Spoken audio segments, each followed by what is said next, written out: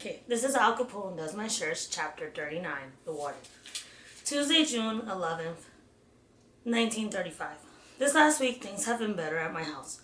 Natalie's back at Mrs. Kelly's. My mother is teaching piano lessons again, and she and my father are beginning to discuss what they will do next.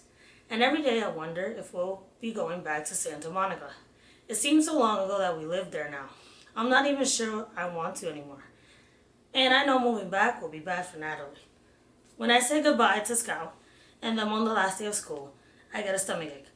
I don't know if it's goodbye for the summer or goodbye for the rest of my life. I feel so lousy. I don't say 3 words to anyone on the boat ride home. I hardly notice anything until I get off the boat. And then, all of a sudden, there are my parents, Natalie, Teresa, and Warden Williams. My parents never wait for me like this, and it's really strange to see the Warden here. He's hardly ever down at the dock. The boat waits for the Warden. The Warden doesn't wait for the boat. Actually, the boat isn't supposed to wait for him either, but it always does. "What's your dad doing here?" I asked Piper. "Beats me," Piper says, like this is no big deal. But she's chewing her gum at twice the usual speed. "Guess what?" My mother jumps up the second we're close enough to hear.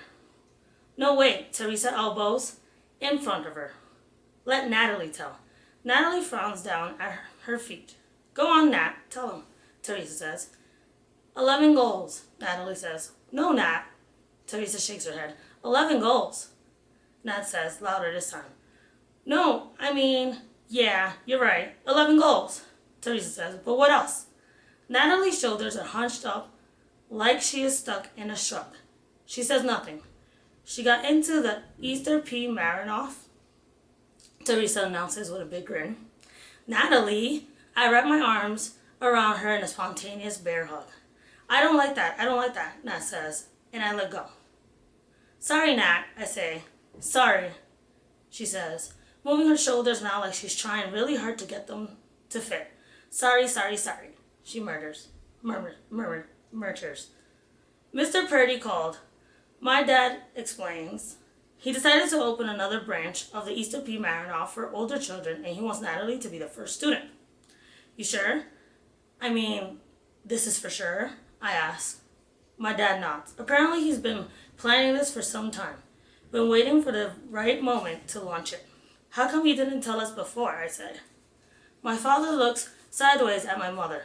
My mother shakes her head. "We don't know," she says. The Warden clears his throat. I can feel the heat of his eyes on me. I glance at him and then away. A patch of sweat breaks out of my forehead. "See, Moose?" the Warden says. "Didn't I tell you your parents would work it out?"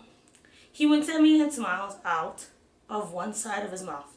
Then he turns his attention to Piper. "Sweetheart, just wanted to tell you how proud I am of your grades. Straight A's again."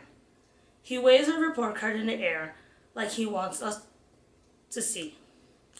"Thank you, Daddy," Piper says as the Warden put his arm around her. I watch them walk up the hill. When they are out of earshot, I ask my dad, "Just all of a sudden like that?"